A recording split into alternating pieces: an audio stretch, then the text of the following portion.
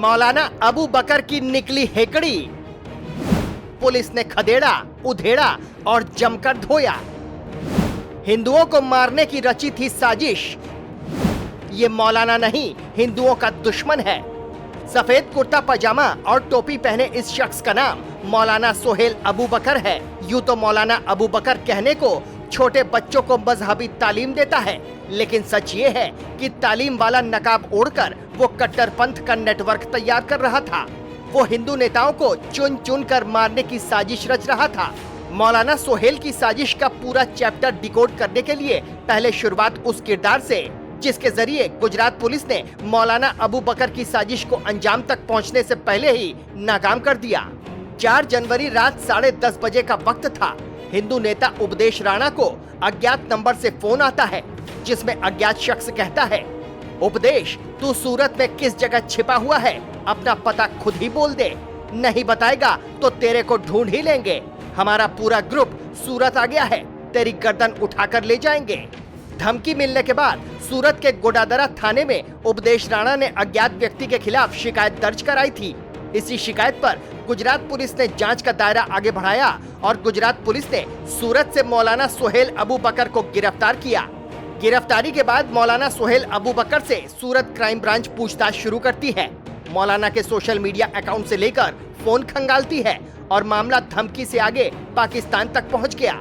मौलाना सोहेल सिर्फ फोन पर धमकी ही नहीं दे रहा था, वो इस धमकी को अंजाम तक पहुंचाने के लिए साजिश भी रच रहा था, जिसमें सीमा पार पाकिस्तान से भी वो मदद लेने में जुटा था। मौलाना अबू बकर ने पाकिस्तान में मौजूद कट्टरपंथियों से संपर्क साधने के लिए ऑनलाइन गेम लूडो का सहारा लिया। ऑनलाइन लूडो गेम में मौजूद चैट ऑप्शन के जरिए अबू बकर पाकिस्तान में मौजूद कट्टरपंथियों से बात करता था, ताकि किसी को उसकी नापाक साजिश पर शक न हो। ये व्हाट्सएप चैट मौलाना अबू बकर के फोन की है, जिसमें चैट का लफ्ज़-ओ-लुआ कुछ इस तरह है।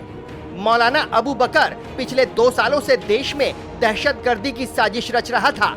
वो पाकिस्तान के डोंगर नाम के एक शख्स और नेपाल में शहनाज नाम के एक शख्स के संपर्क में था।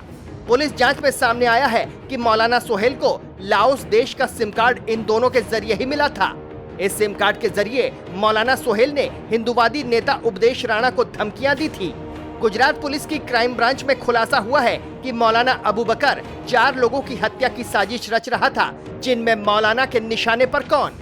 हिंदू सनातन संघ के उपदेश राणा, पूर्व बीजेपी प्रवक्ता नूपुर शर्मा, तेलंगाना के बीजेपी एमएलए टी राजा और एक निजी टीवी चैनल का मालिक शामिल था। इन 4 लोगों की हत्या को अंजाम तक पहुंचाने के लिए मौलाना अबू बकर ने बाकायदा पूरी तैयारी की थी। हथियारों के लिए सोशल मीडिया के जरिए पाकिस्तान, वियतनाम, इंडोनेशिया, कजाकिस्तान और लाओस तक संपर्क साधा गया। मौलाना की व्हाट्सएप चैट में सामने आया है कि उपदेश राणा की हत्या के लिए तो बाकायदा 1 करोड़ रुपए सुपारी की बात भी हुई थी।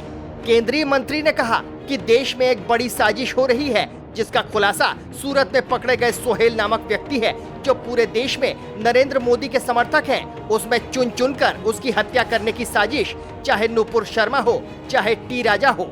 इधर सियासी पारा हाई है तो दूसरी तरफ सूरत कोर्ट ने आज मौलाना अबू बकर की 10 दिनों की रिमांड को मंजूर कर लिया।